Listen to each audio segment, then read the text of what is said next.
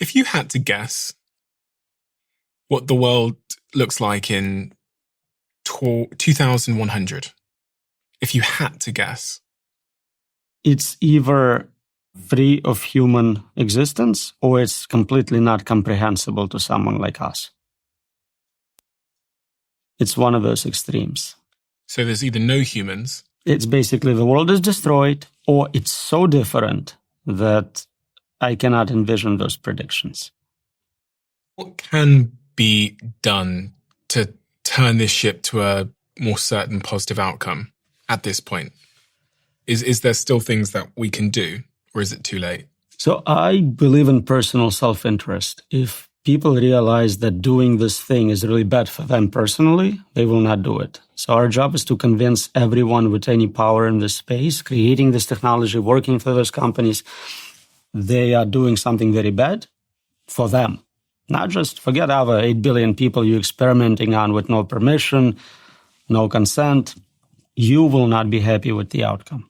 If we can get everyone to understand that's the default, and it's not just me saying it, you had Jeff Hinton on, Nobel Prize winner, founder of the whole machine learning space. He says the same thing. Benji, dozens of others, top scholars. We had a statement about dangers of AI signed by thousands of scholars, computer scientists. This is basically what we think right now, and we need to make it a universal. No one should disagree with this, and then we may actually make good decisions about what technology to build. It doesn't guarantee long-term safety for humanity, but it means we're not trying to get there as soon as possible to the worst possible outcome. And are you hopeful that that's even possible? I want to try. We have no choice but to try. And what would need to happen? And who would need to act? Is it government legislation? Is it... Unfortunately, I don't think making it illegal is sufficient. There are different jurisdictions. There is, loopholes. And what are you going to do if somebody does it? You're going to fine them for destroying humanity, like very steep fines for it? Like, what are you going to do? It's not enforceable. If they do create it, now the superintelligence is in charge. So the judicial system we have is not impactful. And all the punishments we have are designed for punishing humans. Prisons, capital punishment doesn't apply to AI. The problem I have is when I have these conversations, I never feel like I walk away with hope that something's going to go well. And what I mean by that is I never feel like I walk away with some kind of clear set of actions that can course correct what might happen here. So what should I do? What should the person sat at home listening to this do? You talk to a lot of people who are building this technology. Mm-hmm. Ask them precisely to explain some of those things they claim to be impossible, how they solved it or going to solve it before they get to where they're going. Do you know, I don't think Sam Altman wants to talk to me. I don't know. He seems to go on a lot of podcasts. Maybe he does. He wants to go on mine. I wonder why that is. I'd love to speak to him, but I don't think he wants to. I don't think he wants me to interview him. Have an open challenge. Maybe money is not the incentive, but whatever attracts people like that, whoever can convince you that it's possible to control and make safe superintelligence gets the prize. They come on your show and prove their case. Anyone, if no one claims the prize or even accepts the challenge after a few years, maybe we don't have anyone with solutions. We have companies valued, again, at billions and billions of dollars working on safe superintelligence. We haven't seen their output yet. Mm. Yeah, I'd like to speak to Ilya as well, because I know he's working on safe superintelligence. So, notice a pattern too. If you look at history of AI safety organizations or departments within companies, they usually start well, very ambitious, and then they fail and disappear. So OpenAI had superintelligence alignment team.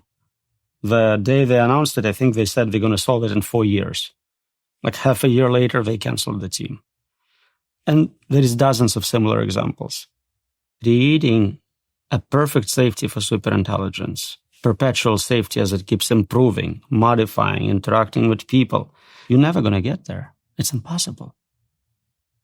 There is a big difference between difficult problems in computer science and P-complete problems and impossible problems. And I think indefinite control of superintelligence is such a problem. So what's the point trying then if it's impossible?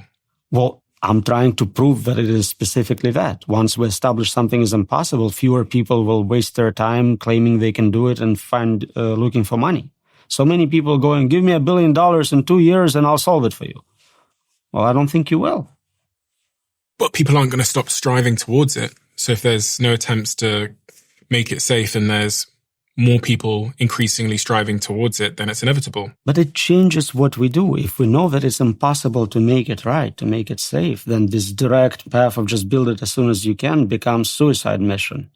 Hopefully fewer people will pursue that.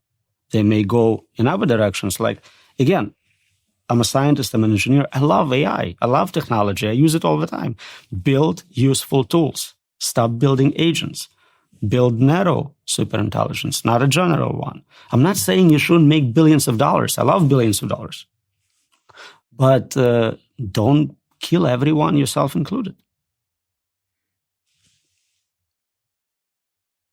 They don't think they're going to, though. Then tell us why. I hear things about intuition. I hear things about we'll solve it later. Tell me specifically in scientific terms, publish a peer-reviewed paper explaining how you're going to control superintelligence. Yeah, it's strange. It's strange to even bother if there was even a 1% chance of human extinction. It's strange to do something. Like if there was a 1% chance, someone told me there was a 1% chance that if I got in a car, I might not be alive. I would not get in the car. If you told me there was a 1% chance that if I drank whatever liquid is in this cup right now, I might die, I would not drink the liquid. Even if there was $1 billion if I survived, so the 99% chances I get $1 billion, the 1% is I die, I wouldn't drink it. I wouldn't take the chance.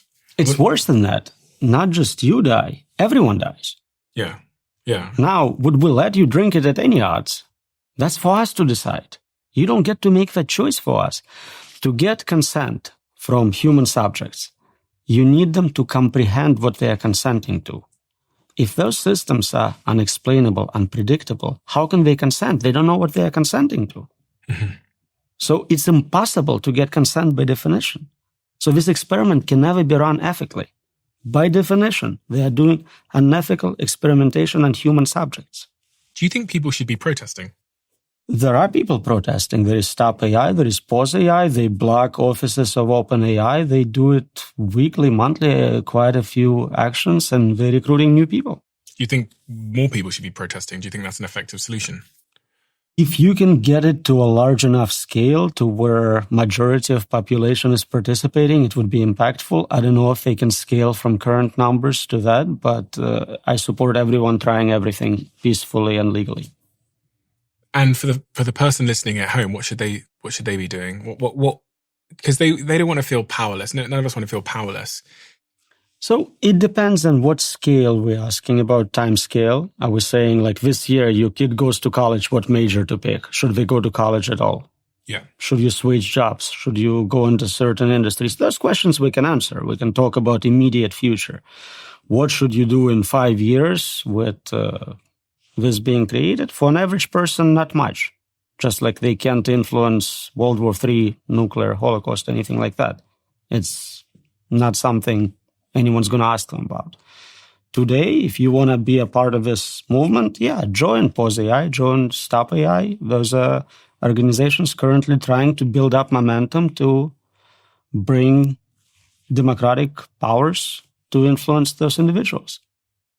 So in the near term, not a huge amount. I was wondering if there are any interesting strategies in the near term. Like, should I be thinking differently about my family, about...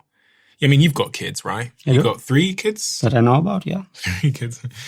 How are you thinking about parenting in this world that you see around the corner? How are you thinking about what to say to them, the advice to give them, what they should be learning? So there is general advice outside of this domain that you should live your every day as if it's your last. It's a good advice no matter what. If you have 3 years left or 30 years left, you lived your best life.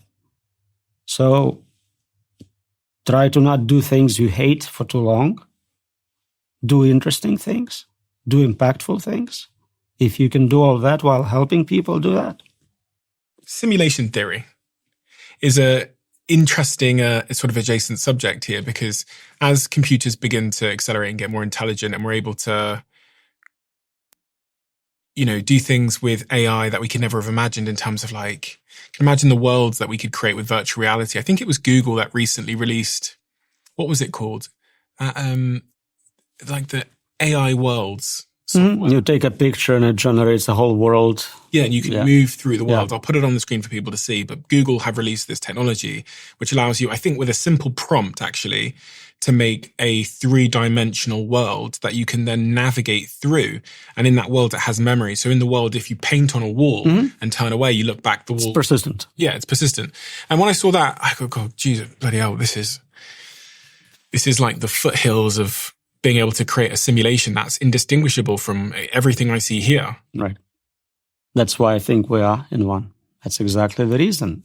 AI is getting to the level of creating human level agents, and virtual reality is getting to the level of being indistinguishable from ours.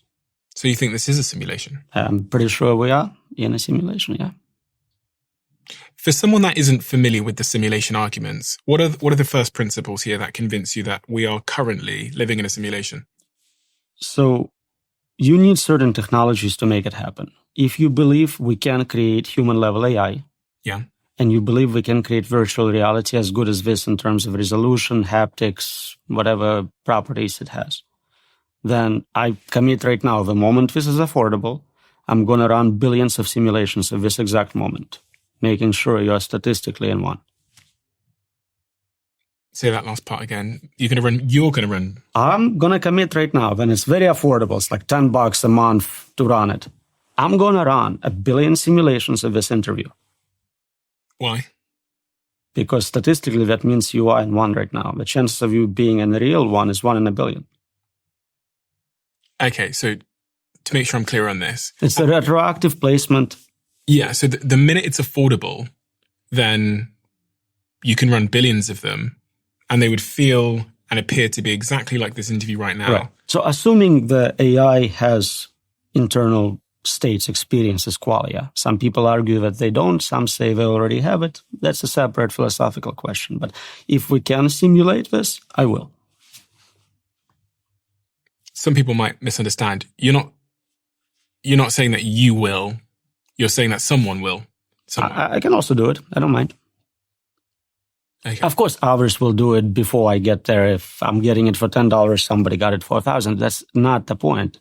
If you have technology, we're definitely running a lot of simulations for research, for entertainment, games, all sorts of reasons. And the number of those greatly exceeds the number of real worlds we're in. Look at all the video games kids are playing. Every kid plays 10 different games. There's, 1 billion kids in the world. So there is 10 billion simulations in one real world. Mm-hmm. Even more so when we think about advanced AI, superintelligent systems. Their thinking is not like ours. They think in a lot more detail. They run experiments. So running a detailed simulation of some problem at the level of creating artificial humans and simulating the whole planet would be something they'll do routinely. So there is a good chance this is not me doing it for $10. It's a future simulation thinking about something in this world. So it could be the case that a species of humans or a species of intelligence in some form got to this point where they could affordably run simulations that are indistinguishable from this, and they decided to do it, and this is it right now. And it would make sense that they would run simulations as experiments or for games or for entertainment. And also, when we think about time, in the world that I'm in this simulation that I could be in right now, time feels long, relatively. I have 24 hours in a day, but in their world, it could be... Time is relative. Relative, yeah. It could be a second. My whole life could be a millisecond in there. Right. You can change speed of simulations you're running, for sure.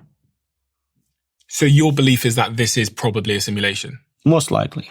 And there is a lot of agreement on that. If you look again, returning to religions, every religion basically describes what? A superintelligent being, an engineer, a programmer, creating a fake world for testing purposes or for whatever. But if you took the simulation hypothesis paper, you go to jungle, you talk to primitive people, a local tribe, And in their language, you tell them about it. Go back 2 generations later. They have religion. That's basically what the story is. Religion, yeah, describes a simulation theory, basically. Right. Somebody created... So by default, that was the first theory we had. And now with science, more and more people are going like, I'm giving it non-trivial probability. A few people are as high as I am, but a lot of people give it some credence. What percentage are you at in terms of believing that we are currently living in a simulation? Very close to certainty. And what does that mean for the nature of your life? If you're close to 100% certain that we are currently living in a simulation, does that change anything in your life? So all the things you care about are still the same. Pain still hurts. Love still love, right? Like those things are not different, so it doesn't matter. They're still important. That's what matters. The little 1% different is that I care about what's outside the simulation. I want to learn about it. I write papers about it. So that's the only impact.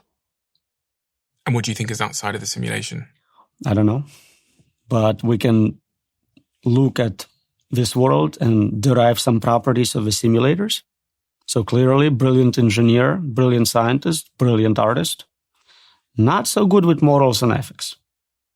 Room for improvement. In our view of what morals and ethics should be? Well, we know there is suffering in the world. So unless you think it's ethical to torture children, then I'm questioning your approach. But in terms of incentives, to create a positive incentive, you probably also need to create negative incentives. Suffering seems to be one of the negatives incentives built into our design to stop me doing things I shouldn't do. So like put my hand in a fire, it's going to hurt. But it's all about levels of suffering, right? So unpleasant stimuli, negative feedback doesn't have to be at like negative infinity hell levels. You don't want to burn alive and feel it. You want to be like, oh, this is uncomfortable. I'm going to stop. It's interesting because we assume that they don't have great morals and ethics, but we too we take animals and cook them and eat them for dinner, and we also conduct experiments on mice and rats. But to get university approval to conduct an experiment, you submit a proposal, and there is a panel of ethicists who would say, you can't experiment on humans, you can't burn babies, you can't eat animals alive. All those things would be banned. In most parts of the world. Where they have ethical boards. Yeah. Some places don't bother with it, so they have easier approval process. It's funny when you talk about the simulation theory, there's an element of the conversation that makes life feel less meaningful in a weird way. I know it doesn't matter, but whenever I have this conversation with people, not on the podcast, about are we living in a simulation, you almost see a little bit of meaning come out of their life for a second, and then they forget and then they carry on. But the thought that this is a simulation almost posits that it's not important, or that I think humans want to believe that this is the highest level and we're at the most important and it's all about us. We're quite egotistical by design. And it's an interesting observation I've always had when I have these conversations with people, that it seems to strip something out of their life. Do you feel religious people feel that way? They know there is another world and the one that matters is not this one. Do you feel they don't value their lives the same? I guess in some religions. I think they think that this world is being created for them and that they are going to go to this heaven or hell. And that still puts them at the very center of it. But if it's a simulation, we could just be some computer game that a 4-year-old alien is messing around with while he's got some time to burn. But maybe there is, a test and there is a better simulation you go to and a worse one. Maybe there are different difficulty levels. Maybe you want to play it on a harder setting next time. If you love the Diary of a CEO brand and you watch this channel, please do me a huge favor. Become part of the 15% of the viewers on this channel that have hit the subscribe button. It helps us tremendously, and the bigger the channel gets, the bigger the guests.